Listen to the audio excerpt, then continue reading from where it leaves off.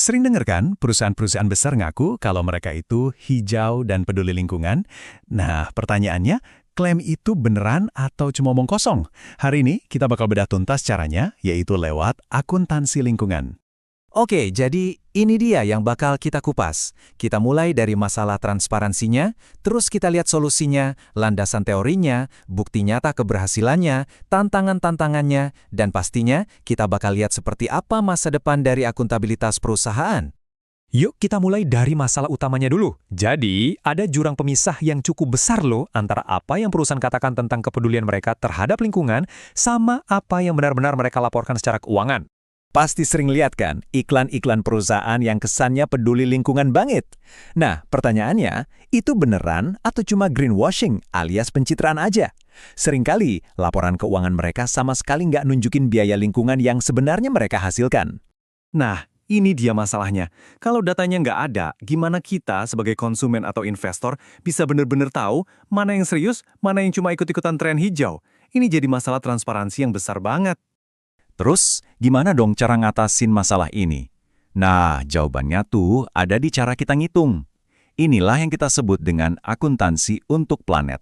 Gampangnya gini deh, anggap aja ini kayak label nutrisi di kemasan makanan, tapi ini buat kesehatan lingkungan sebuah perusahaan. Tujuannya simpel, membuat semua dampak yang tadinya nggak kelihatan jadi jelas dan bisa diukur.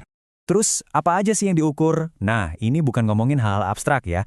Kita benar-benar ngukur emisi karbon dari pabrik, berapa banyak limbah yang dihasilkan, seberapa boros konsumsi energinya, sampai seberapa efisien mereka pakai sumber daya alam. Inilah yang mengubah janji jadi data. Tapi tunggu dulu, pendekatan baru ini bukan cuma soal hitung-hitungan angka loh. Di baliknya ada sebuah gagasan yang jauh lebih besar tentang apa sih tujuan sebuah bisnis itu. Konsep ini dikenal sebagai triple bottom line. Jadi, ada 3 pilar utama nih yang jadi dasarnya. Pertama, teori legitimasi, yang intinya perusahaan itu harus nyambung sama nilai-nilai di masyarakat biar bisa diterima. Kedua, teori pemangku kepentingan, yang bilang kalau tanggung jawab perusahaan itu bukan cuma ke pemegang saham, tapi ke semua pihak yang kena dampaknya. Dan yang paling penting, triple bottom line. Sukses itu diukur dari 3 hal yang seimbang, profit, people, dan planet. Oke, tadi kan teorinya. Sekarang gimana prakteknya di lapangan? Ternyata banyak loh keuntungan nyata yang bisa didapat perusahaan. Ternyata, begitu perusahaan mulai benar-benar ngukur dampak lingkungannya, hasilnya itu bukan cuma soal citra baik aja loh. Mereka justru nemuin banyak peluang buat bikin bisnis jadi lebih efisien dan inovatif. Contohnya nih ya, ada loh perusahaan yang berhasil nurunin pemakaian energinya sampai 10%. Gede banget kan? Dan penghematan nyata ini ketahuan ya, karena mereka mulai ngukur dampaknya secara serius. Dan nggak cuma itu, ada juga perusahaan manufaktur yang bisa pangkas biaya operasional mereka sampai 15%. Ini bukti nyata kalau peduli sama planet itu bisa sejalan kok sama meningkatkan keuntungan. Tapi ya, namanya juga perubahan, pasti nggak selalu mulus jalannya. Ada beberapa tantangan yang perlu dihadapi buat menerapkan sistem ini.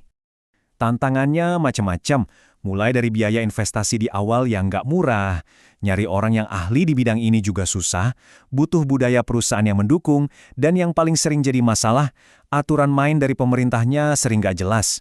Nah, ini poin krusialnya.